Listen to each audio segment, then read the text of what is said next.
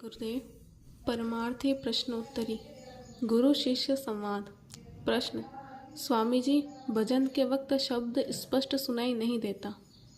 उत्तर: शब्द एकाग्रता से आता है। मन के एकाग्र होने से शब्द साफ सुनाई देने लगेगा।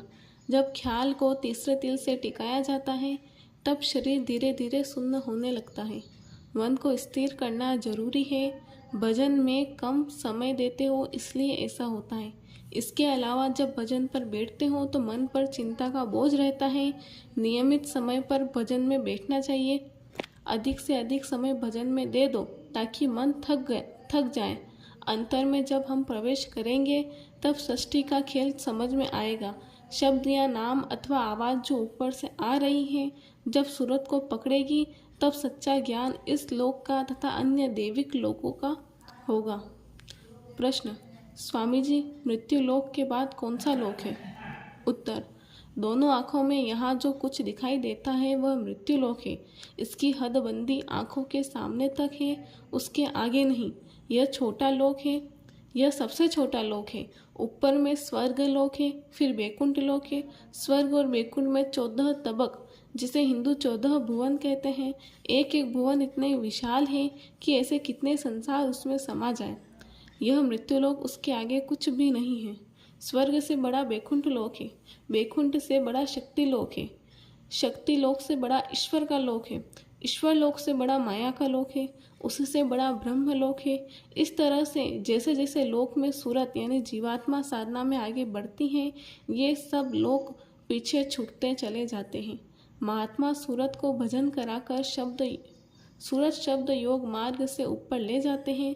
फिर उसे जन्म मरण के चक्कर में आना नहीं पड़ता। अगर ऊपर स्वर्ग और बैकुंठ के दृश्यों को आत्मा देखेगी तो वहाँ फंस जाएगी और आगे नहीं जाएगी। इसलिए सीधी सड़क यानी भजन के रास्ते से जीवात्मा को महात्मा काल और माया के दायरे से निकाल देते हैं। ऊपर के लोकों में सूरत जब लौटकर वापस आती है तो वह भी फंसती नहीं, क्योंकि ऊपर के लोकों के आनंद के आगे स्वर्ग और बैकुंठ आदि लोकों के सुख और आनंद तुच्छ हैं। प्रश्न: स्वामी जी, गुरु जीवात्मा की संभाल कैसे करते हैं? उत्तर: जिसने नामदान लिया है उसकी संभाल सद्गुरु अंतिम समय में करते हैं। चाहे वृद्धावस्था में ही क्यों न नामदान लिया हो और मौत सिर पर खड़ी हो, फिर भी सद्गुरु संभाल करता है। जब सत्संगी की मौत आती है तो वहाँ 2 रास्ते हैं, दाया और बायां। दाया सद्गुरु का और बायां काल का। सद्गुरु वहाँ जीवात्मा की संभाल करते हैं। अगर वो देखते हैं कि इसके दिल में दुनिया की कामनाएं हैं तो कुछ समय तक सहस्त्रदल कवल में इसको ठहरा कर फिर जन्म दे देते हैं।